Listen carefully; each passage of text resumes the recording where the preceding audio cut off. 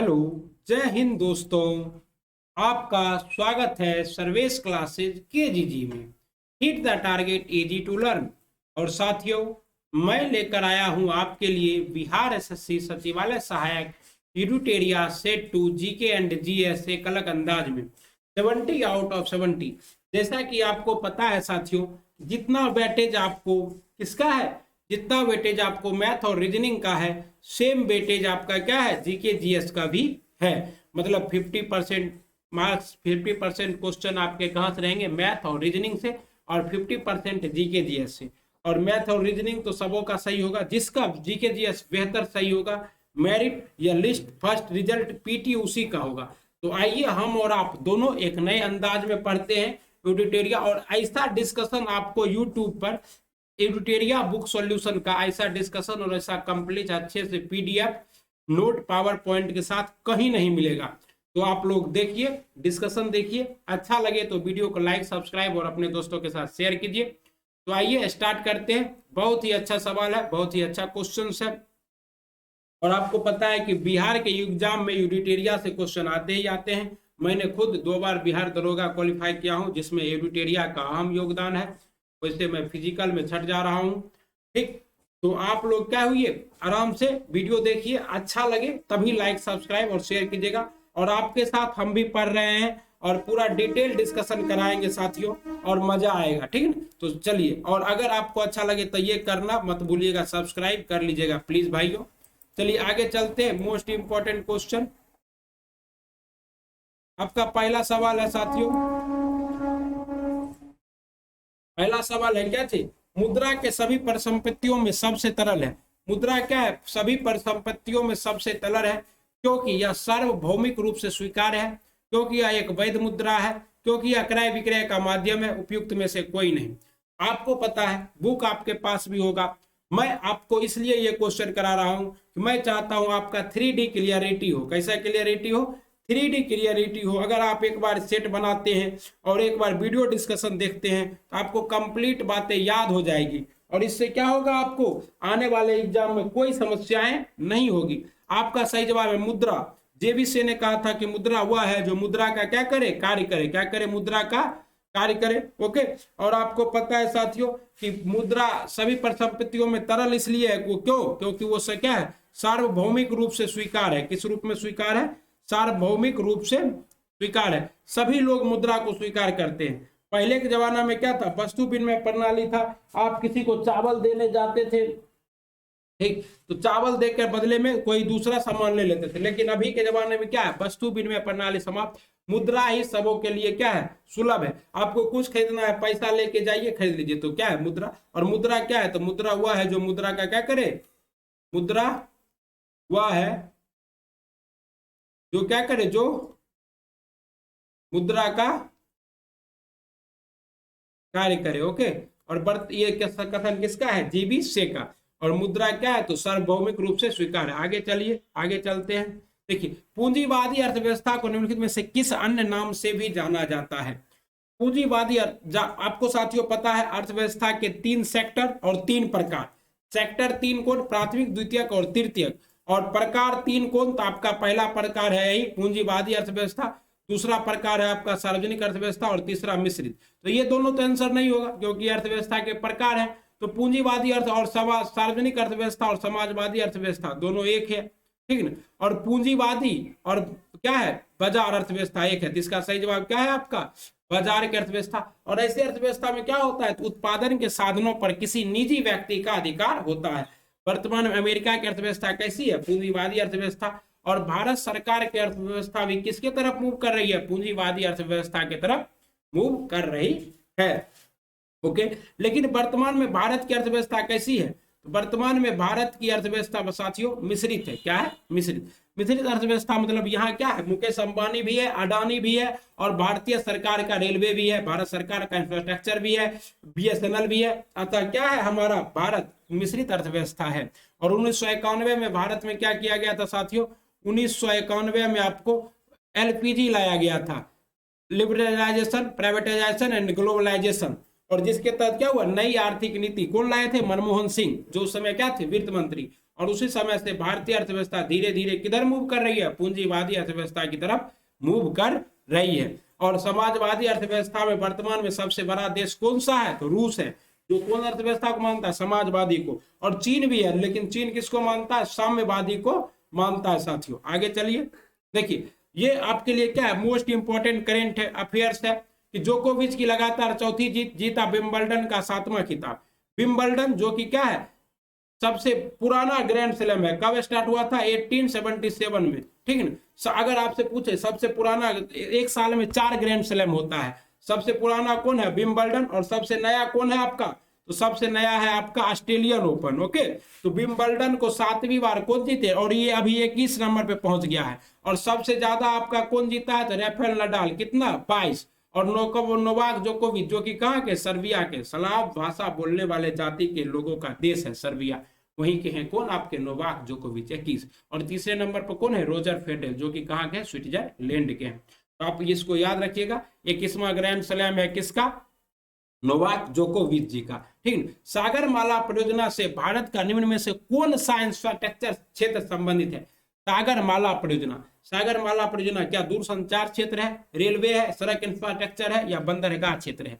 आपका सही जवाब क्या होगा साथियों, तेजी से आप लोग क्या कीजिए, कमेंट बॉक्स में कमेंट चिपकाइए, सागरमाला परियोजना।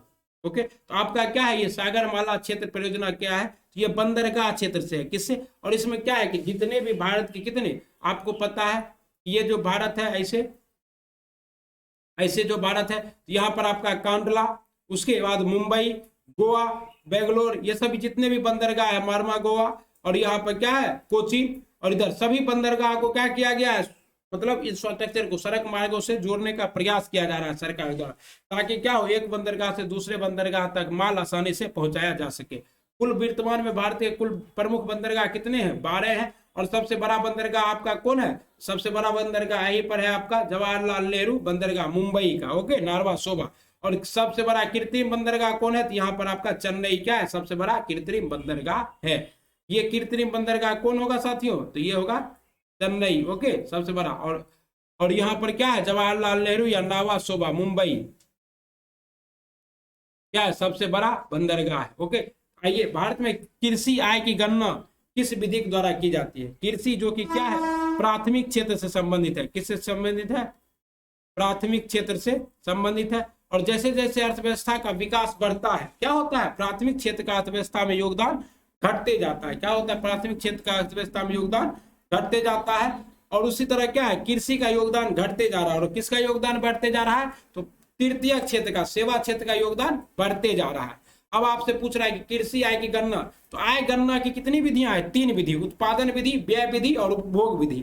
तो यहाँ कृषि की गणना किसके द्वारा, कृषि का गणना उत्पादन विधि के द्वारा किया जाता है। क्यों किया जाता है, आपको पता है जितना उत्पादित हुआ उसका रिकॉर्ड रखना कृषि में तो संभव है, लेकिन कितना उपभोग हुआ नहीं रखना संभव है। और व्यय कितना हुआ, देश की आबादी खुद 120 करोड़ है, 125 करोड़ से ऊपर है, मोदी जी कहते भी है मेरे 125 करोड़ देशवासियों।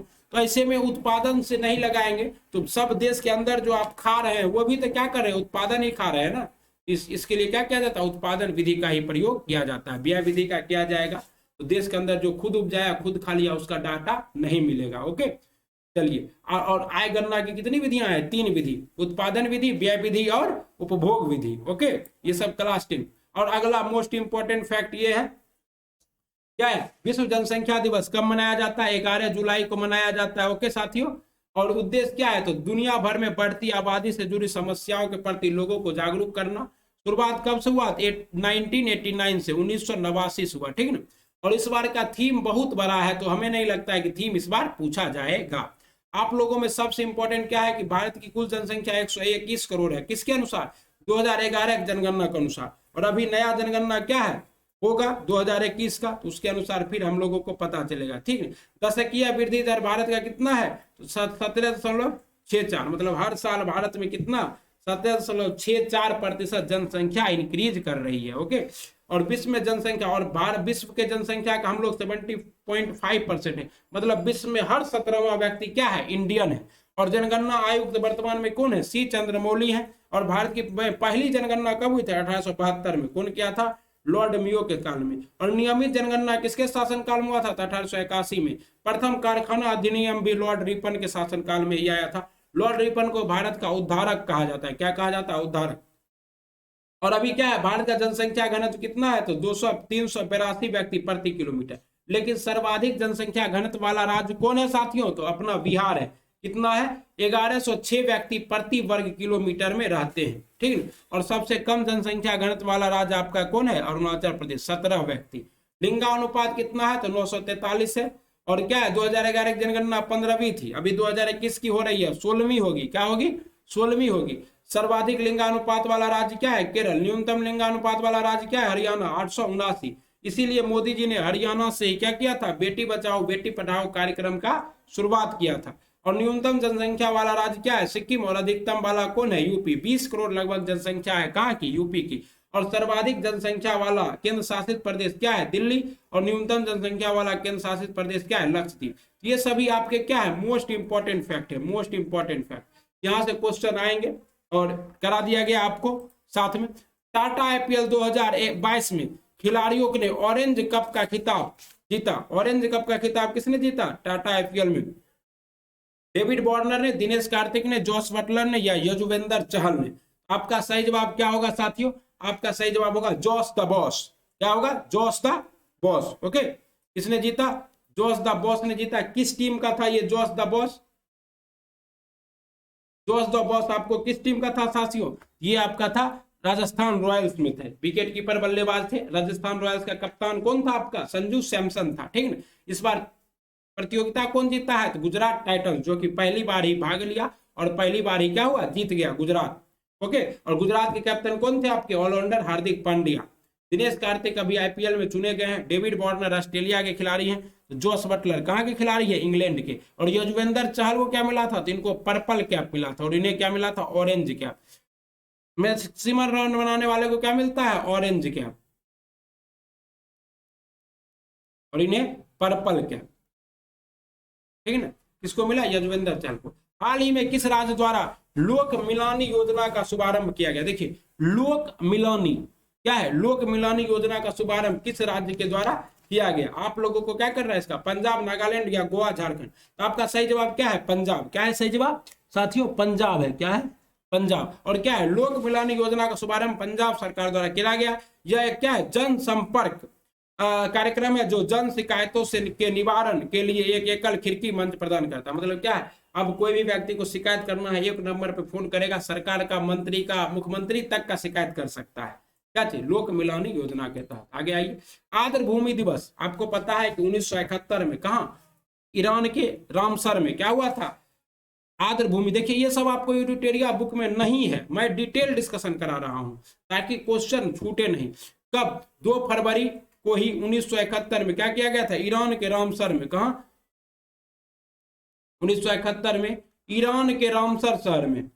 रामसर शहर में क्या किया गया? आर्द्र भूमि के विशेष। आर्द्र भूमि मतलब क्या है? पानी कम, मिट्टी ज्यादा, मतलब क्या है? दलदली भूमि।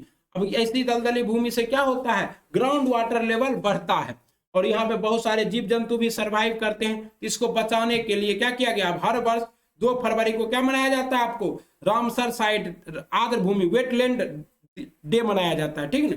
और इस बार का थीम क्या था? इस बार का थीम है आपका वेटलैंड एंड बायोडाइवर्सिटी, या फिर क्या है? Wetland action for people and nature. इस बार का थीम था आपका wetland action for people and nature. और पिछले बार का थीम क्या था? तो वेटलैंड एंड क्लाइमेट चेंज 2021 का थीम था। 2021 का अगर पूछ दे तो आपको ये मारना है। उबर कप 2022 के विजेता निम्नलिखित में से कौन सा देश है? उबर कप किससे संबंधित है? तो टेनिस से संबंधित है, सॉरी बैडमिंटन से। किससे संबंधित है? बैडमिंटन से संबंधित है। और इस बार कौन जीता था उबर कप?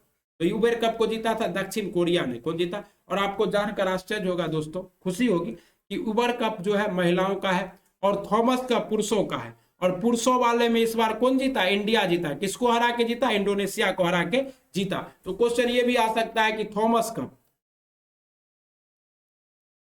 Thomas cup. और ये सब क्या है? बुक में तो है नहीं, ये तो नया हुआ है अभी। तो थॉमस कप कौन जीता? थॉमस कप 2022 भारत जीता। कौन जीता? भारत।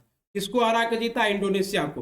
क्योंकि सर्वाधिक बार इस कप को किसने जीता है? इंडोनेशिया ने जीता है। ओके, चलिए अगला सवाल देखते हैं साथियों। और दक्षिण कोरिया की राजधानी क्या है? वुहान है। और दक्षिण कोरिया क्या है? कोरियाई प्रायद्वीप पर ऐसे दो देश है, ऐसे उत्तर में आपका उत्तर कोरिया और नीचे में दक्षिण कोरिया। राजधानी सियोल है और यही की कंपनी है आपको सैमसंग। कहाँ की कंपनी है? दक्षिण कोरिया की। जापान की राजधानी टोक्यो है, किस द्वीप पर है? होक्काइडो द्वीप पे है। चीन की राजधानी बीजिंग है और सिंगापुर की राजधानी सिंगापुर सिटी है। ये सभी। अब केंद्रीय जल शक्ति मंत्रालय ने घोषणा के अनुसार प्रत्येक वर्ष ग्रामीण इलाकों में हर घर जल कन्वेंशन प्रदान करने वाले भारत का पहला राज्य कौन है? भारत का पहला राज्य कौन है जो हर घर जल देना है? ये देखिए, ये हर घर जल योजना, नल जल योजना बिहार में भी चल रही है, हरियाणा में भी, लेकिन हर घर तक जल पहुंचाने वाला बिहार का सब देश का सबसे छोटा राज्य है। क्या नाम है उसका? गोवा। क्या नाम है? गोवा। गोवा के मुख्यमंत्री कौन है? प्रमोद सावंत जी हैं। किस पार्टी के हैं? बीजेपी के। लोकसभा की कुल सीट कितनी है? 40 है। और यहाँ पर आपको सबसे इंपॉर्टेंट क्या है? आर्टिकल 44 लागू है, जो कि आर्टिकल 44 का मतलब क्या है आपका? समान नागरिक संहिता। क्या है आपको? नीति निर्देशक तत्व में आर्टिकल 44 जो, और उत्तराखंड दूसरा राज्य बनने वाला है जो कि आर्टिकल 44 को लागू करने का क्या कर रहा है? प्रयास कर रहा है। हसन शेख मोहम्मद निम्नलिखित में से किस देश के नए राष्ट्रपति चुने गए? हसन शेख मोहम्मद किस देश के राष्ट्रपति चुने गए? जिबूती, सोमालिया, इथियोपिया या केनिया? आपका सही जवाब है मित्रों सोमालिया। सोमालिया की राजधानी आप लोगों को कमेंट बॉक्स में करना है, तब मैं देखूंगा कि कितने लोग क्या है सीरियस है। और आपका अगर इस तरह से क्या है, इस तरह से देखिए, ये अफ्रीका है, ऐसे यहाँ थोड़ा सा निकाल दीजिए, ये अफ्रीका है। तो अफ्रीका में यहाँ क्या है? यहाँ हॉर्न ऑफ अफ्रीका है। क्या है? Horn of Africa. और ये हॉर्न ऑफ अफ्रीका को एग्जाम क्या है आपका? हॉर्न ऑफ अफ्रीका के लिए हमने क्या किया था? अफ्रीका का लगाया था मैप भी। एक सेकेंड देख लेते हैं। देखिए, ये आपका क्या है? अफ्रीका का मैप है। और ये आपका क्या है? हॉर्न ऑफ अफ्रीका है। यहाँ देखिए आपको क्या है, तो यहाँ पे ये आपका सोमालिया है। क्या है? सोमालिया। राजधानी क्या है इसका? मेगादिशु। क्या है? राजधानी मेगादिशु। और ये और हॉर्न ऑफ अफ्रीका में कितने देश आते हैं? 4 देश। इसका ट्रिक क्या है? सीड। एस से सोमालिया, इरिट्रिया, इथियोपिया और जिबूती, ये सभी देश क्या है? हॉर्न ऑफ अफ्रीका में आते हैं। और ये गेंडा के सिंह के जैसा है। और यहीं पर आपका क्या है? आंसुओं का प्रवेश द्वार बाब अल मंडब। बाब अल मंडेब कहाँ है? यहीं पर है। कहाँ आपका? और यहीं पर आपका ये क्या है? लाल सागर है। इधर आपका क्या है? भूमध्य सागर। और यहां से आपको क्या जा रहा है? स्वेज नहर। क्या जा रहा है? स्वेज नहर। तो स्वेज नहर लाल सागर और भूमध्य सागर को कौन सा नहर जोड़ता है? स्वेज नहर। और यहीं पर आपका क्या है? आंसुओं का प्रवेश द्वार बाब अल मंडाब है। ठीक ना? तो ये याद रखिएगा। और अफ्रीका क्या है? क्षेत्रफल की दृष्टि से सेकेंड लार्जेस्ट क्या है? लार्जेस्ट आपका क्या है?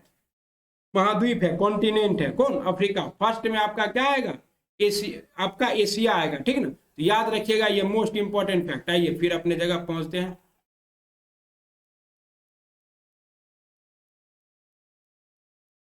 ठीक, ये हो गया। चलिए, जल जीवन मिशन के तहत कब तक हर घर में नल से जल पहुंचाने का लक्ष्य रखा गया है? मतलब क्या है? हर घर में क्या करना है? नल से जल पहुंचा देना है। कब तक का लक्ष्य रखा गया है? तो साथियों, ये लक्ष्य रखा गया है 2024-25 तक के लिए। कब तक के लिए? 2024-25 तक के लिए। और जल शक्ति मंत्री अभी कौन है? गजेंद्र सिंह शेखावत। किस देश के ने विश्व का सबसे बड़ा सौर वृक्ष, सौर वृक्ष का मतलब क्या होता है? वृक्ष लगाएगा आर्टिफिशियल, और उसमें पत्ता की जगह क्या होगा? खाली सोलर प्लेट लटका रहेगा। क्या लटका रहेगा? Solar plate. और उससे क्या होगा? बिजली बनेगा। और कौन सा ऐसा देश है? तो ये कौन है आपका? अपना प्यारा भारत है। विकसित करके कीर्तिमान बनाया तो भारत। कहां बनाया भैया? तो भारत ने पश्चिम बंगाल राज्य के दुर्गापुर में दुनिया के सबसे बड़ा सोलर ट्री यानी सौर वृक्ष लगाने का क्या स्थापित किया? यह विज्ञान प्रौद्योगिकी मंत्रालय के CISSIR और CSIR द्वारा विकसित किया गया। इस सोलर ट्री में 11.5 किलोवाट बिजली, मतलब कितना बिजली उत्पन्न होगा? 11.5 किलोवाट बिजली क्या होगा? किलोवाट बिजली इससे उत्पन्न होगा। किससे? सोलर ट्री से। ओके, आइए आगे। सितंबर 2021 के जारी वैश्विक नवाचार सूचकांक ग्लोबल इनोवेशन इंडेक्स 2021 में भारत किस स्थान पर है? तो ये ग्लोबल वैश्विक मतलब क्या है? व्यापार के लिए नया नया काम करने में भारत कितने नंबर पे है? तो पिछले साल था भारत 48वें नंबर पे, इस बार सुधार करके 2 स्थान ऊपर चढ़ गया। कितना स्थान हो गया ये नहीं दिया हुआ है। पिछले साल किस पे था? 48वें पे। इस बार कहां पहुंच गया भैया? तो 46वें पे। भारत में कब तक औसत अनुमानित आयु 70 वर्ष करने का लक्ष्य है। मतलब अभी भारत का औसत अनुमानित आयु क्या है? लगभग 67 ईयर्स है। कितना है? 67.5 ईयर्स है। इसको क्या करना है? मतलब भारत में मरने वाले 1000 आदमी जैसे मरा, उसके मरने की आयु का औसत कितना करना है? 70 करना है। तो ये कब तक का लक्ष्य है? तो ये 2025 तक का लक्ष्य है। और सामाजिक न्याय और अधिकारिता मंत्री ये सब लक्ष्य क्या करता है? तय करता है। आइए आगे। प्रति चुंबकीय पदार्थ की चुंबकीय प्रवृत्ति होती है। प्रति चुंबकीय पदार्थ किसको कहते हैं? तो ऐसा पदार्थ जो क्या करे? चुंबक की ओर आकर्षित ना हो, उसे क्या कहते हैं? प्रति चुंबकीय पदार्थ कहते हैं। ओके, तो इसकी अब आकर्षित नहीं होगा तो इसका क्या होगा? प्रकृति क्या होगा? ऋणात्मक होगा। क्या होगा साथियों? एक होता है आपका अनुचुंबकीय, एक होता है चुंबकीय। चुंबकीय तो चुंबक की ओर सीधा चिपक जाए, एक से ज्यादा होगा। अनुचुंबकीय है, चिपकेगा लेकिन हल्का फल्का चिपकेगा, तो एक से कम होगा। और एक है कि प्रति चुंबकीय, चुंबक देख के भागेगा, नहीं चिपकेगा, उसका क्या होगा? ऋणात्मक होगा। ओके, और इसमें क्या आता है आपका प्रति चुंबकीय में? चुंबकीय, और जैसे कि जस्ता, बिस्मत, तांबा, चांदी, सोना, हीरा आदि क्या है? प्रति चुंबकीय पदार्थ। ये सब क्या है? प्रति चुंबकीय पदार्थ। इनमें से किसका अपवर्तनांक सबसे अधिक है? अपवर्तनांक क्या है? तो जब हवा, जब क्या होता है? जब यहाँ मान लीजिए सन है और यहाँ सन से लाइट आया ऐसे, और यहाँ पर आपका क्या है? नॉर्मल है। जब दूसरे माध्यम में जाएगा, ये माध्यम वायु है और ये क्या है? जल है। तो सघन माध्यम में जाएगा तो अभिलंब की ओर मुड़ जाएगा, अभिलंब की ओर क्या होगा? मुड़ेगा। इसी को क्या कहते हैं? अपवर्तन। मतलब हवा का या प्रकाश का एक माध्यम से दूसरे माध्यम में जाने पर अभिलंब की ओर मुड़ना या अभिलंब से दूर जाना क्या कहलाता है? अपवर्तनांक कहलाता है। ठीक। और अपवर्तनांक भी क्या है?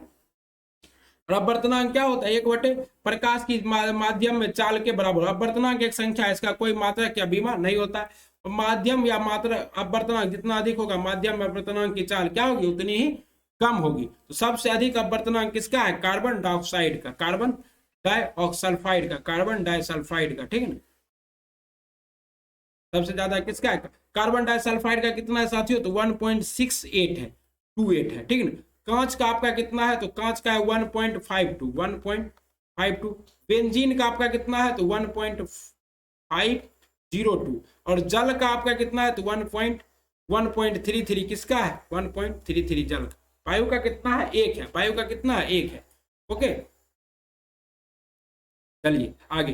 किसी चालक तार का प्रतिरोध तापमान बढ़ने से तापमान के बढ़ने से क्या होता है? जैसे जैसे चालक तार है उसमें बिजली जा रही है तो तापमान बढ़ेगा तो क्या होगा? प्रतिरोध धीरे धीरे बढ़ता जाएगा। क्यों? क्योंकि चालक तार गर्म होगा और तापमान बढ़ने, गर्म तापमान क्या है? प्रतिरोध का समानुपाती है। मतलब टेम्परेचर क्या है? रेसिस्टेंट का समानुपाती है प्रतिरोध का, इसलिए बढ़ता जाएगा। ठीक है, लेकिन इसका वो एक उल्टा भी है। अगर ये चालक है तब ना, अगर यहाँ पर रहता अर्ध चालक तब तो तापमान घटते जाता। जैसे जैसे क्या होता? जैसे जैसे तापमान बढ़ता प्रतिरोध घटता। अर्ध चालक में क्या होता है? अर्ध चालक अगर यहाँ कर दे तो क्या होगा? अर्ध चालक में आपका तापमान बढ़ेगा, तापमान बढ़ेगा। ओके, तो प्रतिरोध क्या होगा? प्रतिरोध आपका घटेगा। किसमें? अर्धचालक में। याद रखना है। पायरोमीटर निम्नलिखित में से, देखिए पायरोमीटर निम्नलिखित को मापने, देखिए यहाँ पर एडिटोरियल बुक का क्वेश्चन है, फिर भी राइटिंग मिस्टेक है। पायरोमीटर निम्नलिखित में से डैश को मापने में प्रयोग में लाया जाता है, या पायरोमीटर निम्नलिखित को मापने के प्रयोग में लाया जाता है। चलिए ठीक है। वायुमंडलीय दाब को, या उच्च तापमान को, या भूकंप की तीव्रता को, या आर्द्रता को। तो पायरोमीटर से क्या करते हैं? उच्च तापमान को नापते हैं। सूर्य का तापमान नापना है, पृथ्वी के कोर का तापमान नापना है, किससे नापेंगे? पायरोमीटर से नापेंगे। ठीक है ना। आइए आइए। किस तापमान पर तरल का वाष्प का दबाव ठोस के वाष्प के दबाव के बराबर होता है, उसे क्या कहते हैं? मतलब तरल के वाष्प का दबाव और ठोस के वाष्प का दबाव क्या होगा? बराबर होगा। उसे क्या कहेंगे? उसे हम लोग कहेंगे हिमांक बिंदु। क्या कहेंगे? और इसी बिंदु पर क्या होता है? पानी, बर्फ बनेगा। क्या चाहिए? हिमांक बिंदु। आपका सही जवाब क्या होगा? हिमांक बिंदु। ठीक ना। ऊर्ध्वापातन बिंदु क्या है? तो जिस पर कोई ठोस पदार्थ डायरेक्ट किस में परिवर्तित हो जाए? गैस में, उसे क्या कहते हैं? ऊर्ध्वापातन पदार्थ। ओके। और आपका क्वथनांक क्या है? तो जिसमें कोई द्रव पदार्थ गैस में परिवर्तित हो जाए जिस ताप, उसे क्या कहते हैं? क्वथनांक। गलनांक मतलब क्या होता है? बर्फ पिघलने लगे, द्रव बनने लगे, गलनांक। सरल आवर्त गति में एक सरल लोलक के लिए निम्नलिखित में कथनों में से कौन सा सही है? सरल लोलक है आपका, ये क्या है लोलक है। अब इसमें कौन सा सही है, तो ये क्या है मध्य स्थिति में गतिज ऊर्जा अधिकतम, देखिए ऊपर जा रहा है तो यहाँ स्थितिज ऊर्जा अधिकतम है, बीच में क्या है गतिज ऊर्जा अधिकतम है, तो आपका क्या है मध्य स्थिति में स्थितिज ऊर्जा अधिकतम, गलत है। मध्य स्थिति में त्वरण अधिकतम, गलत है। मध्य स्थिति में क्या अधिक होगा, गतिज ऊर्जा अधिक होगा। आपको एग्जाम्पल प्रैक्टिकल करके दिखा दिया गया है, आप पेन लीजिए ऐसे कीजिए। आगे देखते हैं मध्य स्थिति में क्या है गतिज ऊर्जा ज्यादा यहाँ पे, ठीक है, और यहाँ स्थितिज ऊर्जा ज्यादा होगा टॉप पे, यहाँ भी स्थितिज ऊर्जा ज्यादा होगा, ठीक है। चलिए आगे चले। और क्या होता है उस पर कोई बल कार्य नहीं करे तब उसका त्वरण क्या होता है शून्य होता है, और वेग अधिकतम होता है, और गतिज ऊर्जा अधिकतम। स्थिति क्या होती है पोटेंशियल। अब जब किसी तालाब के शांत जल में पत्थर फेंका जाता है, क्या कहते हैं पत्थर से ना मारो मेरे दीवाने को, या ठहरे हुए पानी में कंकड़ न डालो हलचल सी मच जाएगी। तो ये हलचल आपका क्या होगा अनुदैर्घ्य होगा, अनुप्रस्थ होगा, अनुदैर्घ्य और अनुप्रस्थ दोनों होगा, या लहरें पैदा नहीं होगी। तो देखिए अनुप्रस्थ और अनुदैर्घ्य में क्या अंतर है, अनुदैर्घ्य क्या करता है आपका ये लंबत चलता है, अनुप्रस्थ क्या होता है लंबत चलेगा, ऐसे मतलब ऐसे लंबत, ठीक। और अनुदैर्घ्य क्या चलता है आपका समानांतर चलता है। ये क्या है आपका अनुदैर्घ्य तरंग, कैसा तरंग है अनुदैर्घ्य तरंग, कैसा ध्वनि कैसा तरंग है अनुदैर्घ्य तरंग है। सूर्य का प्रकाश कैसा है अनुप्रस्थ, सूर्य का प्रकाश कैसा है अनुप्रस्थ तरंग है।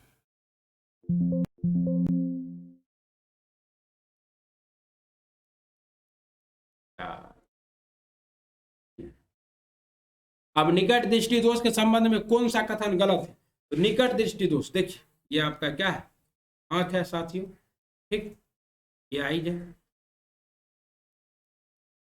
ठीक। और यहाँ पर मान लीजिए कोई वस्तु है, अब वस्तु देखें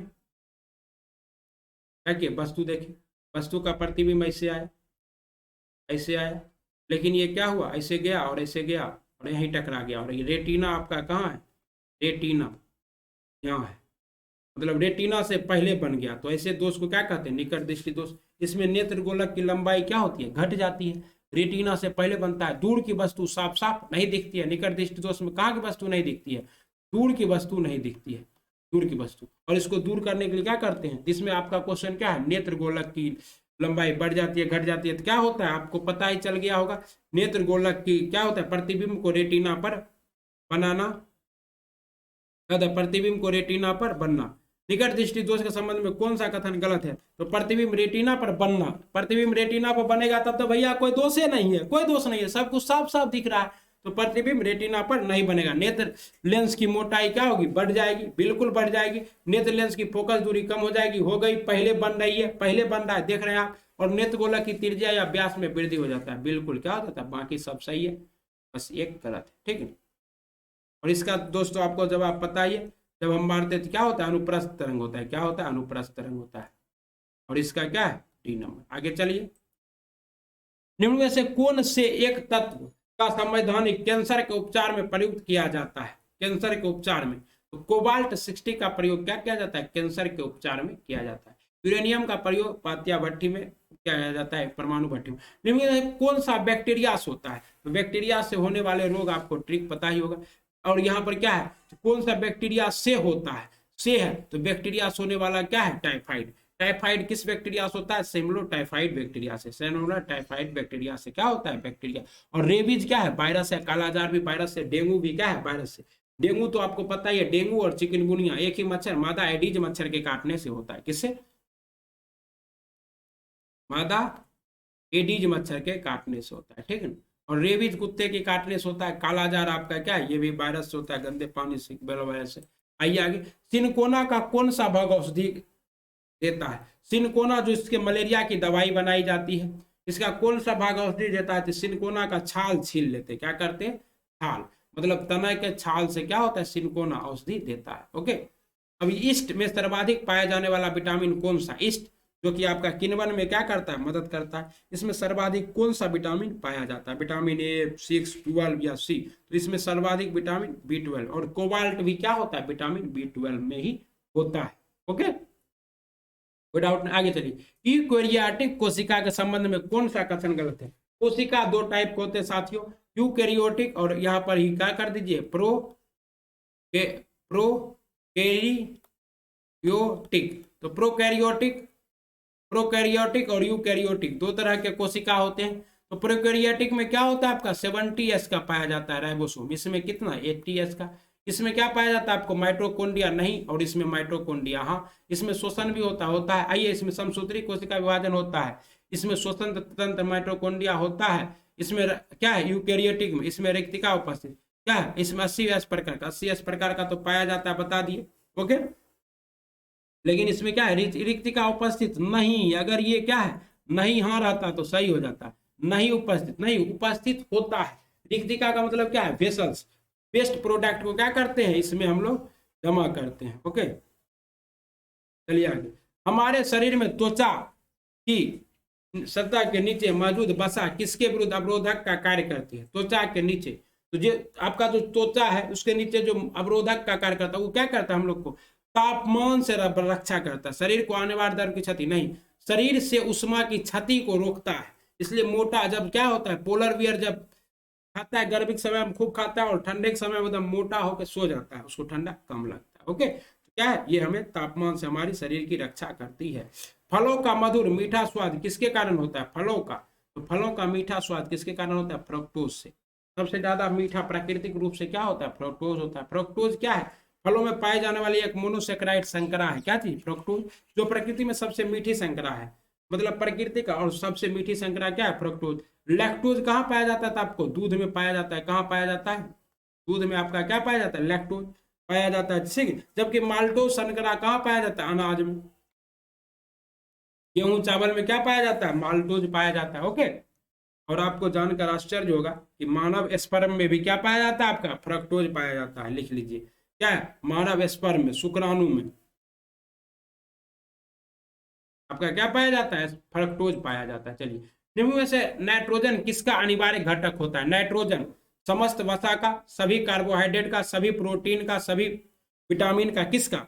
नाइट्रोजन। तो नाइट्रोजन नाइट्रेट आपको पता है, राइजोबियम के बारे में आप पढ़े होंगे, जो कि क्या करता है नाइट्रोजन को नाइट्रेट में बदलता है। इसका सही जवाब आपका क्या होगा? सभी प्रोटीन का। क्या है? नाइट्रोजन किसका अनिवार्य घटक होता है? सभी प्रोटीन का। इनमें से कौन सा सत्य फल है? अब सत्य फल कहते किसको है भैया?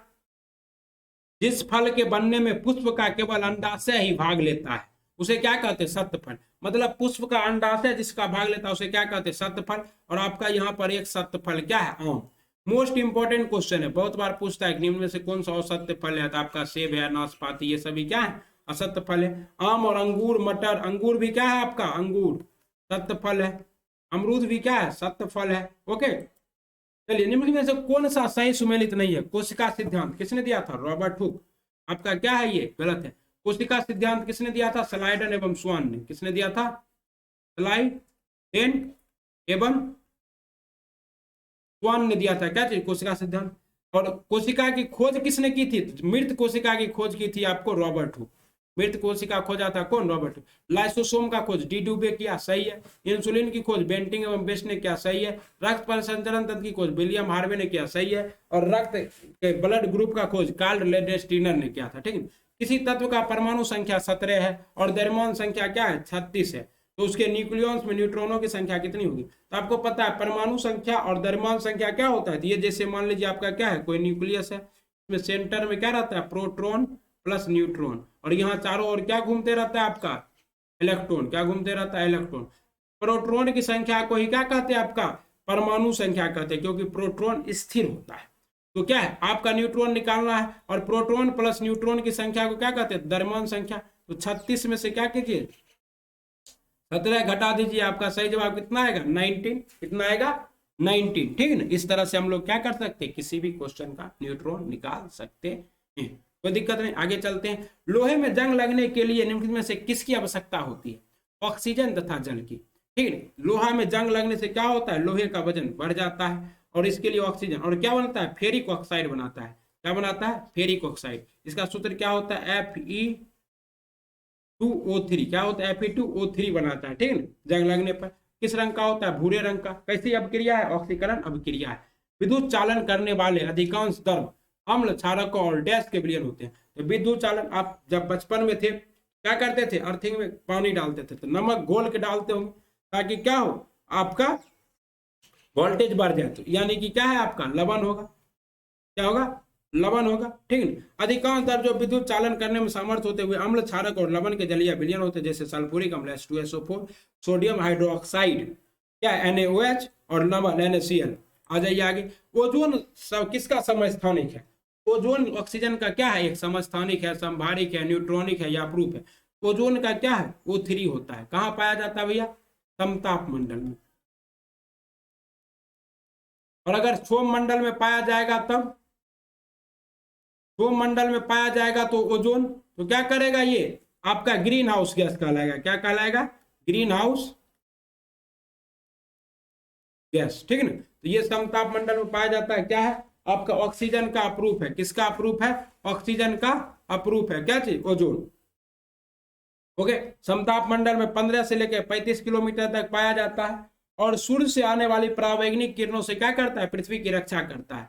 दो नवजात ऑक्सीजन क्या होते हैं? मिलकर O3 का निर्माण करते हैं, ठीक है। और फिर जब इस पर परावैंगिक किरणें पड़ता है अल्फा बीटा गामा, फिर ये दो नवजात ऑक्सीजन में टूटता है। ये प्रोसेस चलता रहता है, साइकिल। इसको चेप्समैन साइकिल कहते हैं। क्या कहते हैं? चेप्समैन साइकिल कहते हैं। समभारिक का मतलब क्या है? जिसका द्रव्यमान संख्या समान हो। समस्थानिक का मतलब जिसका परमाणु संख्या समान हो।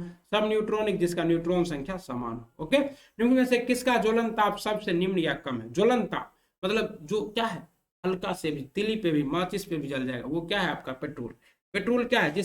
जिस न्यूनतम ताप पर कोई पदार्थ जलना प्रारंभ कर देता है वह न्यूनतम ताप, उस ताप का क्या कहलाता है? ज्वलन ताप। मतलब जिस पे कोई पदार्थ, पेट्रोल क्या होता है? बहुत कम ताप पे भी, चिंगारी से भी, इसलिए आप जैसे किक मारते हैं हल्का चिंगारी उत्पन्न होता है, स्पार्क प्लग में पेट्रोल जलने लगता है, मोटरसाइकिल चलने लगता है। चर्म रोग उपचार के लिए प्रयोग किया जाने वाला रेडियो आइसोटोप निम्न में से कौन है? चर्म रोग में रेडियो आइसोटोप के रूप में किसका प्रयोग किया जाता है? रेडियो आयोडीन का, रेडियो सीसा का, रेडियो फास्फोरस का। इसका सही जवाब क्या होगा साथियों? रेडियो फास्फोरस का। वह परिवर्तन जिसमें एक या एक से अधिक नए पदार्थ बनते हैं क्या कहलाता है? परिवर्तन। एक या एक से अधिक नए पदार्थ बन रहे हैं, क्या कहलाएगा आपका? ये आपका कहलाएगा नया पदार्थ। जैसे आएगा रासायनिक परिवर्तन, क्योंकि भौतिक पदार्थ में नए पदार्थ नहीं बनते हैं। क्या नहीं बनते? नए पदार्थ नहीं बनते। अब देखिए यहाँ पर क्या है? ये हो गया आपका, ये मैथ का क्वेश्चन आ गया। इकाई अंक पूछ रहा है साथियों, इकाई अंक। तो इकाई अंक के लिए कुछ नहीं करना है। 8 छक 48 के 8 बाकी 4 गया तेल लेने। फिर 9 8 क्या है? फिर यहाँ 8 9 8 56 के 6 बाकी कितना? बाकी 5 गया। और 6 दूना 12, 6 दूना क्या होगा?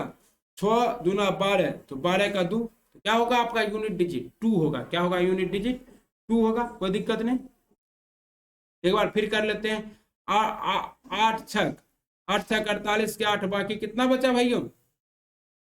8 छक 48, 8 आया यूनिट डिजिट। 9 8 अच्छा 9 8 72, सॉरी 72 का 2 और 2 दूना 4। क्या होगा सही जवाब आपका? 4 होगा। 9 8 72 होता है, 9 8 72 होता है 2। और 400 में कौन सी छोटी संख्या घटाई जाए कि शेष बची संख्या 19 से पूर्णतः विभाजित हो जाए? 4000 को क्या करना पड़ेगा? 4000 को आपको 19 से भाग देना पड़ेगा। जैसे ही आप 19 से भाग दीजिएगा 4000 में, तो आपका क्या होगा? देखिए पहले तो 19 का 19, 19 दूनी 38, बचेगा 2 0, 19 से कम 19, बच गया कितना? 1 0, यानी कि 10 को 4000 में घटा दीजिए, पूरा पूरा कट जाएगा, यानी कि सही जवाब आपका क्या होगा? 10। ठीक है। चलिए, जिस संविधान सभा द्वारा भारत के संविधान का अधिनियम किया गया उसके सदस्य कौन थे? विभिन्न प्रांतों के विधानसभाओं द्वारा निर्वाचित सदस्य। बिल्कुल। इसमें क्या हुआ था? जब विधानसभा का गठन हुआ था, सॉरी संविधान सभा का, तो आपको जो है विभिन्न प्रांतों के विधानसभाओं द्वारा निर्वाचित सदस्यों को ही सिर्फ क्या किया गया था? निर्वाचित सदस्य वोट किए थे और उसी से व्यक्ति चुना गया था। ठीक है। और इस किसके तहत बना था? तो 1946 के कैबिनेट मिशन के तहत, मिशन प्लान के तहत क्या हुआ था? बना था। इनमें से कौन सा रीट निजी स्वतंत्रता का एक आधार है? निजी स्वतंत्रता का आधार क्या है? आपका बंदी प्रत्यक्षीकरण। और रीट जारी करने की शक्ति किसके पास है? आर्टिकल 32 के पास है, संवैधानिक उपचारों का अधिकार। और रीट जारी करने की शक्ति किसके पास है? सुप्रीम कोर्ट और हाई कोर्ट। सुप्रीम कोर्ट और हाई कोर्ट के पास है। 5 तरह का रीट जारी करता है: बंदी प्रत्यक्षीकरण, अधिकार परीक्षा, उत्प्रेषण, परम आदेश और परिहार। ठीक। इसमें आपका क्या है? बंदी प्रत्यक्षीकरण निजी व्यक्ति को प्राप्त है। ओके, इसको प्राप्त है? निजी व्यक्ति को प्राप्त है। ठीक है। अब आ जाइए, अगला क्या है? राष्ट्रपति द्वारा संसद के दोनों सदनों के लिए कुल कितने सदस्यों को नामित किया जाता है? मोस्ट इंपोर्टेंट क्वेश्चन है। आपको पता है पहले ये 14 होना चाहिए था, लेकिन अब क्या होगा, इसका जवाब 12 होगा। क्यों? क्योंकि 104वां संविधान संशोधन, संविधान संशोधन के द्वारा क्या किया गया आपको, ये राष्ट्रपति जो दो को एंग्लो इंडियन को मनोनीत करता था कहां, लोकसभा में, उसका प्रावधान खत्म कर दिया गया। भारतीय संसद के संयुक्त सत्र की अध्यक्षता कौन करता है? भारतीय संसद के संयुक्त सत्र की अध्यक्षता आपको लोकसभा के अध्यक्ष करते हैं। आर्टिकल 100 में इसका प्रावधान है। किसमें है? आर्टिकल 100 में इसका प्रावधान है, सॉरी आर्टिकल 118 के 4 में इसका प्रावधान है। और 108 के तहत क्या होता है, बुलाता कौन है, तो बुलाता है आपके राष्ट्रपति। और क्या सिर्फ और धन विधेयक पर आपका संयुक्त अधिवेशन नहीं बुलाया जा सकता है। यहां तक तो सब जानता है। लोकसभा के अध्यक्ष नहीं होंगे तो लोकसभा का उपाध्यक्ष करेगा, लोकसभा का उपाध्यक्ष नहीं होगा तो राज्यसभा का उपाध्यक्ष करेगा, लेकिन राज्यसभा का सभापति कभी नहीं कर सकता। क्या है? कभी नहीं कर सकता है संयुक्त अधिवेशन की अध्यक्षता कौन? राज्यसभा का सभापति, जो कि क्या होता है, पीठासीन अधिकारी आपका उपराष्ट्रपति होता है। आइए आगे, वह व्यक्ति कौन है जो राज्यसभा का सदस्य होते हुए राज्यसभा तथा लोकसभा दोनों में बोल सकता है? यह व्यक्ति कौन है आपका?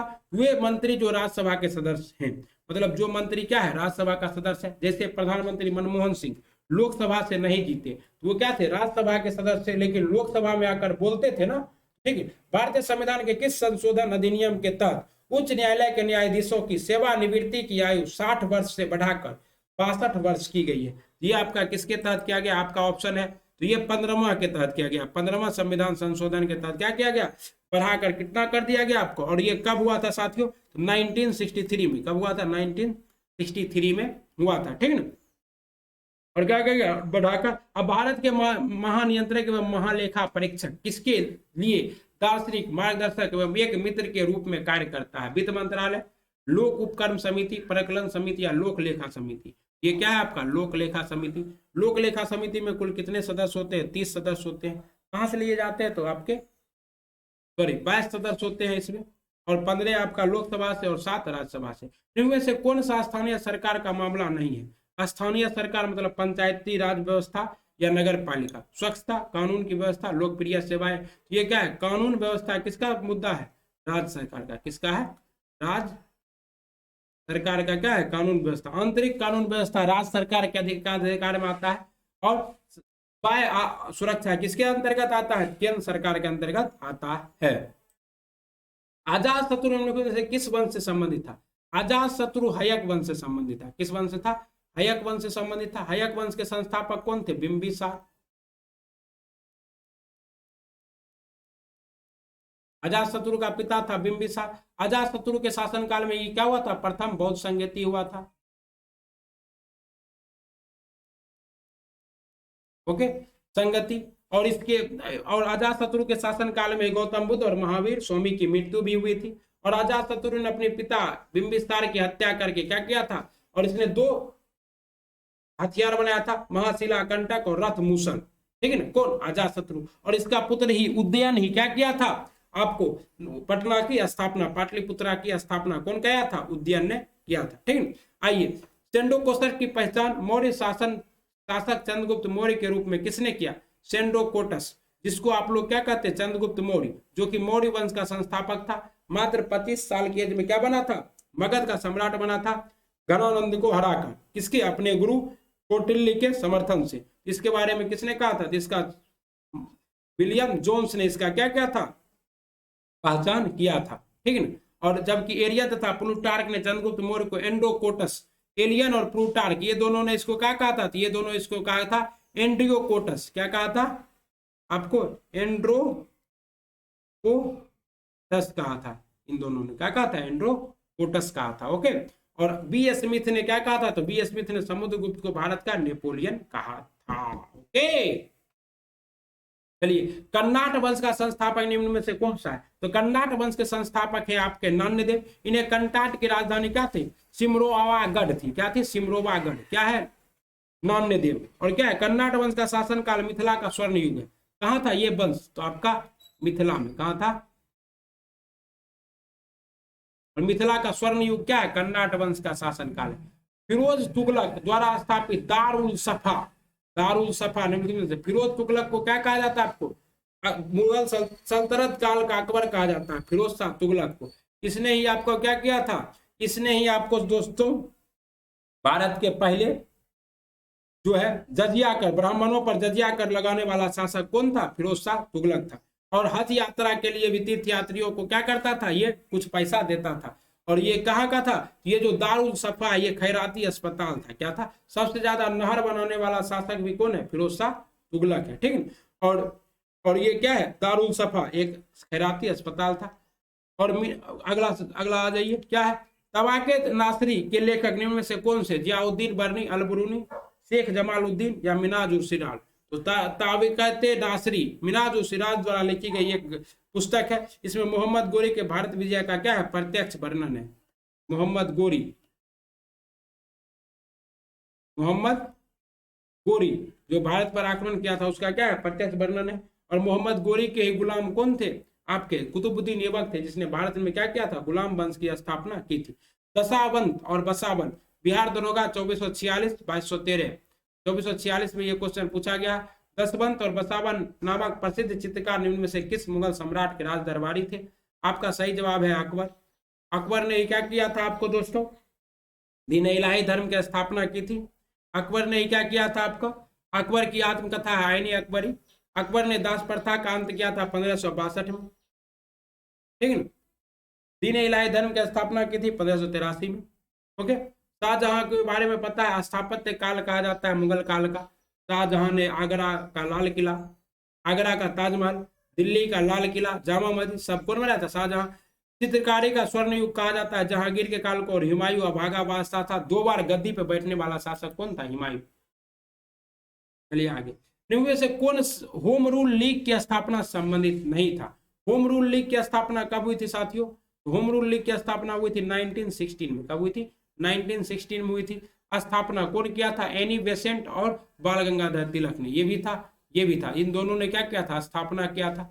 और सुब्रमण्यम अय्यर जो थी एनी बेसेंट का क्या था? एनी बेसेंट का सचिव था, सचिव, ठीक है। और ये जो है एनी बेसेंट पूरे भारत में इनका था। और महाराष्ट्र में किसका था? बाल गंगाधर तिलक का, जिसको लोग क्या कहते थे? प्यार से लोकमान्य कहते थे, ठीक है ना। लेकिन महाराष्ट्र में ये मुंबई को छोड़ दिए थे। किसको? मुंबई को। मुंबई में किसका था? और इन्हीं दोनों के प्रयास से क्या हुआ था? 1916 में एसी चला था लखनऊ में। अंबिका चरण मजूमदार की अध्यक्षता में क्या हुआ था? गरम दल नरम दल, मुस्लिम लीग और क्या है कांग्रेस में सुलह हुआ था, ठीक है। और इन लोगों ने एक ट्रेन चलाया था जिसका नाम क्या रखा था? कांग्रेस स्पेशल, जिससे पूरे देश से भर के लोग कहाँ आए थे? लखनऊ आए थे। ताकत प्रदर्शन था। उसके बाद हर साल क्या हुआ? कांग्रेस स्पेशल ट्रेन चलने लगी। दूसरा बात क्या है कि बाल गंगाधर तिलक की 2 पत्रिका है। क्या चीज? मराठा प्लस केसरी। मराठा किस भाषा में है? तो मराठा आपका अंग्रेजी भाषा में है, क्योंकि मराठा है तो आप मराठी समझ लीजिएगा। और केसरी किस भाषा में है?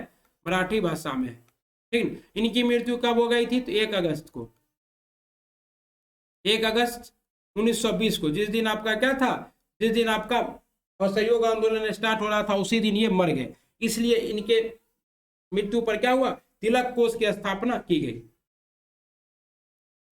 ठीक। चलिए आगे। जलियांवाला बाग के में प्रदर्शन के लिए लोग क्यों जमा हुए थे? पंजाब सरकार के अमानवीय कार्यकलापों के प्रति विरोध? नहीं। जलियांवाला बाग हत्याकांड में क्या हुआ था साथियों? तो किचलू तथा सत्यपाल को बंदी बनाने के विरोध में प्रदर्शन किया जा रहा था। किचलू और सत्यपाल ने क्या किया था आपको? 6 अगस्त को गांधी जी ने रोलेक्ट एक्ट का विरोध का क्या किया? प्रस्ताव 6 मार्च को। और 9 मार्च को ये दोनों क्या हुआ? 9 अप्रैल को, सॉरी, ये दोनों विरोध का लीडिंग कर रहा था। ये दोनों को क्या किया? पकड़ के जेल में डाल दिया। इसी को छुड़ाने के लिए बैसाखी के पर्व पर 13 अप्रैल को 1919 को क्या हुआ? जलियांवाला बाग में बहुत सारे लोग इकट्ठा हुए और ये सब क्या करते थे? इसी को छुड़ाने का मीटिंग कर रहे थे। लेकिन क्या हुआ? तभी जनरल आर डायर आया और अंधाधुंध गोलियां चलाई और हजारों भारतवासियों की क्या हो गई? निर्दान मृत्यु हो गई। ऐसे कायर लोग थे अंग्रेज, के हाथों पर गोली चलाते थे। साथियों, एक बार जलियांवाला बाग हत्याकांड का 100 साल भी पूरा हो गया। उसमें मरे सभी वीर भारतीयों को मेरा सत नमन। निम्न से किस आंदोलन की असफलता के बाद स्वराज पार्टी का गठन हुआ? स्वराज पार्टी, देखिए, स्वदेशी आंदोलन कब हुआ था? 1905 में ही हुआ था, तो ये होगा नहीं। स्वराज पार्टी का गठन कब हुआ था? पहले ये जान लीजिए, गठन हुआ था 1923 में। कौन किया था? चित्तरंजन दास, सी आर दास और मोतीलाल नेहरू। सी आर दास प्लस मोती लाल नेहरू जी ने क्या था, ठीक है। तो आपका क्या है, ये भारत छोड़ो आंदोलन कब हुआ था? 1942 में, ठीक है। और सबने अवज्ञा आंदोलन कब हुआ था? 1930 में। तो आपका सही जवाब क्या होगा? असहयोग आंदोलन कब समाप्त हुआ था? आपको 12 मार्च 1922 को क्या हो गया?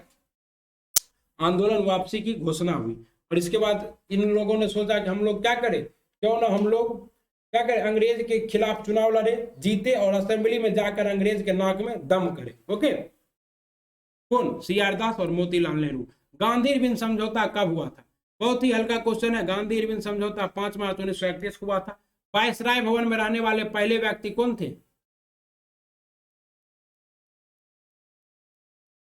रहने वाले पहले व्यक्ति इरविन, और जाने वाले पहले व्यक्ति कौन थे? जाने वाले, तो जाने वाले थे महात्मा गांधी। कौन थे?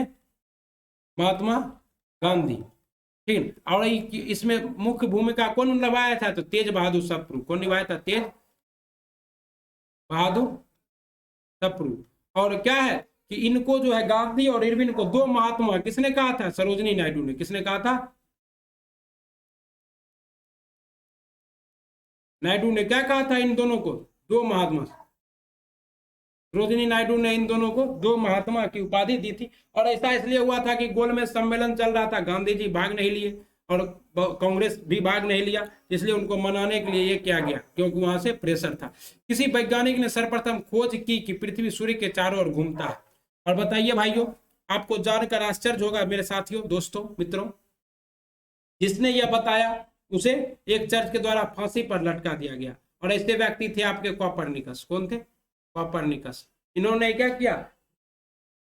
सनसेंट्रिक थ्योरी दी। उससे पहले जो थ्योरी था आपका, वो जियोसेंट्रिक था, मतलब पृथ्वी केंद्र में है और क्या है, हम सब घूम रहे हैं। अरस्तु दिया था, सब उसी को मानता था। बाद में ये दिया कॉपरनिकस, और इसको क्या हुआ, इसको इसका अच्छा खामियाजा भुगतना पड़ा और इसको मरना पड़ा, ठीक है। अब देखिए अगला क्या है साथियों, निम्न में से कौन सा सौर मंडल का भाग नहीं है? सौर मंडल, सूर्य ग्रह क्या है अभी बताएंगे, धूम्रकेतु क्या है बताएंगे, ग्रह ये क्या है, निहारिका नहीं है। निहारिका क्या है? सौर मंडल। निहारिका सूर्य, सौर मंडल में सूर्य, तारा और खगोलीय पिंड सम्मिलित होते हैं। खगोलीय पिंड किसे कहते हैं? तो एनसीईआरटी को देखिएगा, तो ऐसा पिंड जो रात में आकाश में दिखता है उसे, वो सब क्या है? खगोलीय पिंड है। और अगर लोकल में जाइएगा तो पृथ्वी के अंतरिक्ष के बाहर जितने भी पिंड है सब क्या है? खगोलीय पिंड है। पृथ्वी का नजदीक का सबसे बड़ा खगोलीय, नजदीक का खगोलीय पिंड कौन है? चंद्रमा है। ओके, इसमें ग्रह, बौने ग्रह, प्राकृतिक उपग्रह, क्षुद्र ग्रह, उल्काएं, धूम्रकेतु, खगोलीय धूल आदि शामिल है। जबकि निहारिका सौरमंडल का भाग नहीं है। अब दक्षिणी गोल देखिए, निहारिका अब फोटो लगाया हुआ है। अब देखिए आप कहिएगा कि सर ये जो है आपका क्या चीज, धूमकेतु क्या है? तो टूटते हुए तारे को धूमकेतु कहते हैं। और जुपिटर और मार्स के बीच में क्या है? जुपिटर और मार्स के बीच में ऐसे चक्कर लगा रहा है, मतलब जुपिटर और मार्स के बीच में घूम रहा है आपका क्या चीज, तो आपका ये घूम रहा है क्या चीज, क्या था उधर, ये डस्ट पार्टिकल जो है आपका धूमकेतु, सब कहाँ घूमता है? घूमता है कहाँ? जुपिटर और मार्स के कक्षा में क्या होता है? धूमकेतु। सन के सबसे नजदीक का ग्रह कौन है? मरकरी, ठीक है। और पृथ्वी का जुड़वा बहन किसको कहते हैं? वेनस, शुक्र को कहते हैं। नीला प्लानेट कौन है? पृथ्वी। और भू आब है, मतलब पृथ्वी पर ही जीवन संभव है। और सबसे बड़ा ग्रह कौन है? जुपिटर। सबसे ज्यादा अभी उपग्रह किसके पास है? सेटर्न के पास। सबसे दूर कौन है? नेपच्यून है। और प्लूटो क्या है? तो हमारा ड्राफ्ट प्लानेट है। क्या है? दक्षिणी गोलार्ध में सबसे बड़ा दिन कब होता है साथियों? आपको पता है, ये हमारा पृथ्वी है, ये हमारा क्या है? पृथ्वी। पहले तो ऐसे मार दीजिए, ज्यादा हो गया साथियों। क्या है? ये पृथ्वी है, तो पृथ्वी पे क्या है? ये आपका भूमध्य रेखा है। क्या है? एक सेकेंड, क्या लेते हैं,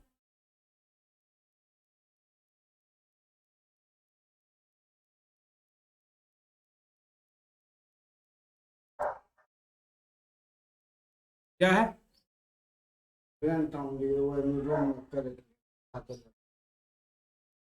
कीजिए।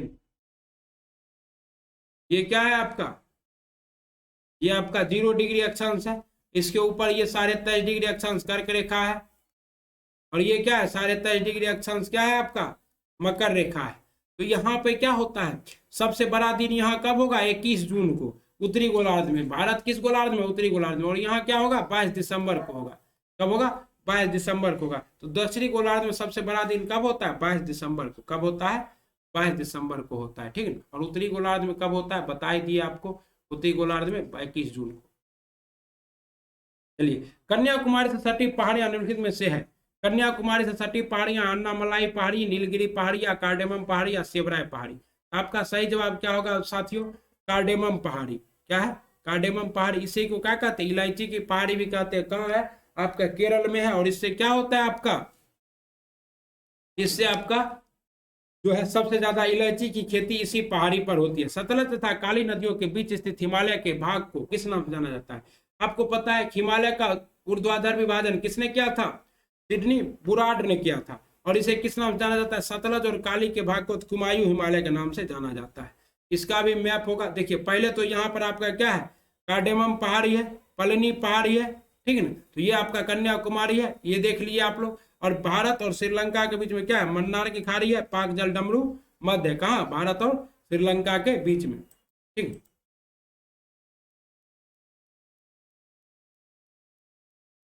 देखिए यही है आपका क्या है, ये आपका सिंधु नदी है और ये क्या है आपका सतलज। इसके बीच को क्या कहते हैं पंजाब हिमालय या कश्मीर हिमालय। उसके बाद क्या है सतलज और काली के बीच को आपको अभी पता है कुमायूं हिमालय कहते हैं या उत्तराखंड हिमालय।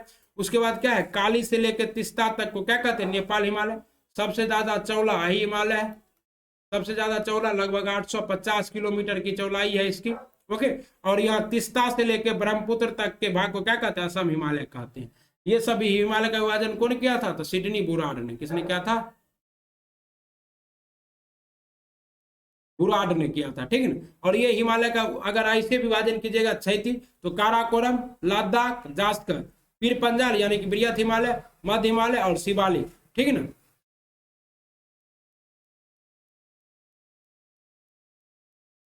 चलिए, दक्षिण अमेरिका में मध्य एशियाई घास के मैदान को किस नाम से जाना जाता है। दक्षिण अमेरिका में मध्य एशियाई घास के मैदान को पंपाज के नाम से जाना जाता है। कहाँ है ये, अर्जेंटीना में। अर्जेंटीना के खिलाड़ी है लियोन मेसी। गंगा नदी के किनारे बसा सबसे बड़ा शहर निम्न में से कौन सा है। गंगा नदी के किनारे बसा सबसे बड़ा शहर कानपुर है। बिहार में गंगा नदी के किनारे कुल कितने शहर हैं, 12 शहर है। और बिहार में सबसे बड़ा गंगा शहर के साथ सबसे बड़ा बसा हुआ शहर कौन है, पटना, बिहार में, ठीक है ना। ओके, कोई दिक्कत नहीं। और देश में क्या है आपका कानपुर है। चलिए अब देखिए ये घास के मैदान है। पेरीज है आपका कहाँ पे, उत्तरी अमेरिका में। पंपास है आपका कहाँ, दक्षिणी अमेरिका में। ये आपका क्या है पुस्टाज है आपका, ठीक है। पुस्टाज कहाँ है आपका, यहाँ वेल्ड कहाँ है, दक्षिण अफ्रीका में है, ठीक है। पुस्टाज कहाँ है, हंगरी में है। कहाँ है, हंगरी में पुस्टाज है। सेरेडो कहाँ है, तो ब्राजील में सेरेडो है, ब्राजील भी यही है। स्टेपी कहाँ है, मध्य एशिया में। ये सभी क्या है स्टेपीज है। उसके बाद लानोज कहाँ है, तो वेनेजुएला में। ये क्या है आपका लानोज, नालोज कहाँ है, वेनेजुएला में है। कैटेगरी कहाँ है, तो न्यूजीलैंड में क्या है कैटेगरी। और डाउन्स कहाँ है, तो ऑस्ट्रेलिया में क्या है डाउन्स है, ठीक है ना। ये सब आपको क्या रखना, याद रखना है। निम्न में से किस क्षेत्र में प्रवाल भित्ति नहीं पाई जाती है। प्रवाल भित्ति क्या होता है, तो ग्रेट बैरियर रीफ या ये क्या है एक तरह का मूंगा है जो क्या करता है जम जाता है। मन्नार की खाड़ी में पाया जाता है, कच्छ की खाड़ी में पाया जाता है, मिनिकॉय में भी पाया जाता है। केम्बे की खाड़ी में क्या होता है, नहीं पाया जाता है। ग्रीन पीस इंटरनेशनल का मुख्यालय कहाँ अवस्थित है। ग्रीन पीस इंटरनेशनल का मुख्यालय कहाँ अवस्थित है। आप लोग क्या कीजिए तेजी से जवाब चिपकाइए। ग्रीन पीस इंटरनेशनल का मुख्यालय कहाँ अवस्थित है, तो ये कहाँ है नीदरलैंड में स्थित है। नीदरलैंड की राजधानी क्या है, एम्स्टर्डम है, ठीक है ना। नीदरलैंड या ये क्या है गैर सरकारी पर्यावरण संगठन है। आइए आगे, मोस्ट इंपॉर्टेंट क्वेश्चन, पारिस्थितिकी तंत्र की संकल्पना को किसने प्रतिपादित किया। पारिस्थितिकी तंत्र की संकल्पना को प्रतिपादित किया टॉन्सले ने। कब प्रतिपादित किया, 1935 में। कब किया, 1935 में। क्या पारिस्थितिकी संकल्पना, इसके अनुसार पारिस्थितिकी तंत्र भौतिकी तंत्र का विशेष प्रकार है। क्या है, विशेष प्रकार है जिसकी रचना जैव और अजैव घटकों के उदाहरण। निम्नलिखित में से कौन कृत्रिम पारिस्थितिकी तंत्र का उदाहरण है, तो धान का खेत क्या है आपका कृत्रिम पारिस्थितिकी तंत्र का उदाहरण है, क्योंकि इसमें आप लोग क्या करते हैं मछली का पालन भी करते हैं। एक घास स्थलीय पारिस्थितिकी तंत्र के खाद्य श्रृंखलाओं में विभिन्न घटकों का सही क्रम क्या है, तो आपका सही क्रम क्या है साथियों, मतलब कौन किसको खाता है। टिड्डा सांप को सांप, मेढक को नहीं। घास, टिड्डा और सर्प, मेढक। नहीं, घास, टिड्डा, मेढक, सर्प, ये आपका क्या है, सही है। घास को कौन खाएगा, टिड्डा, टिड्डा को कौन खाएगा, मेढक, मेढक को कौन खाएगा, सर्प। एक पारिस्थितिक तंत्र में ऊर्जा की मात्रा एक पोषण स्तर से अन्य पोषण स्तर में हस्तांतरण के पश्चात क्या प्रभाव पड़ता है, तो घटती जाती है। क्या होती है, घटती जाती है। एक कौन दिया था, लिंडेमान ने। कौन दिया था, लिंडेमान ने दिया था। दक्षिण गंगोत्री इनमें में से कहाँ अवस्थित है, दक्षिण गंगोत्री आपको अंटार्कटिका में अवस्थित है भाइयों। और ये क्या है, तो भारत का शोध संस्थान है। इसे श्वेत महादेश के नाम से जाना जाता है। अंटार्कटिका में स्थापित भारत का पहला अनुसंधान केंद्र क्या था, दक्षिण गंगोत्री था, जिसे 1984 में क्या किया गया, स्थापित किया गया था। और वर्तमान में ये बंद है। और अभी दो और है, मैत्री और क्या चीज, यहाँ देखिए दो और है, मैत्री और क्या चीज, भारती। दक्षिण गंगोत्री यही था जिसको बंद कर दिया गया। यहाँ की सबसे ऊंची चोटी है माउंट विंसफ मैसिव। क्या है, माउंट विंसफ मैसिव, अंटार्कटिका की सबसे ऊंची चोटी है। ठीक है, चलिए हो गया। आइए, जंतर मंतर का निर्माण किसने करवाया था, जंतर मंतर का निर्माण जय सिंह ने करवाया था, जयपुर में भी और कहा, दिल्ली में भी। ओके, आइए, भारतीय परमाणु ऊर्जा कार्यक्रम का जनक किसे माना जाता है, भारतीय परमाणु ऊर्जा कार्यक्रम के जनक होमी जहांगीर भाभा जी को माना जाता है। इन पर एक क्या है, डिटेल से मूवी भी आई है जिसका नाम है क्या चीज, मतलब वेब सीरीज आया है, सोनी रिपर रॉकेट वॉयज। उसमें होमी जहांगीर भाभा और आपके चंद्रशेखर, ये क्या कहते हैं, सतीश चंद्र बसु और आपके एपीजे अब्दुल कलाम की कहानी है। भारतीय जनगणना 2011 के अनुसार बिहार राज्य का लिंगानुपात क्या है, भारतीय जनगणना 2011 के अनुसार बिहार राज्य का लिंगानुपात 918 है। सर्वाधिक लिंगानुपात वाला जिला कौन है, गोपालगंज। और न्यूनतम लिंगानुपात वाला जिला कौन है आपका, मुंगेर, बिहार में। चलिए साथियों, ये था आपके लिए most important question. Bihar SSC सचिवालय सहायक डिटेडिया सेट 1 अपलोडेड है। अगर आप लोग अभी तक नहीं देखे तो देखिए, इसी तरह के अलग अंदाज में, एक नए अंदाज में। अब आप लोगों के लिए मोटिवेशनल कोड है, जाने दो या जान लगा दो, जाने दो या जान लगा दो। क्योंकि जिस वक्त आप चादर तान के सो रहे हो, उस वक्त कोई दूसरा आपके सपनों को अपनी हकीकत क्या कर रहा है, बना रहा है। ओके, इसलिए क्या करना है, जान लगा के पढ़ना है साथियों। Thanks for watching. आप लोग यहाँ तक देखे इसलिए बहुत बहुत धन्यवाद।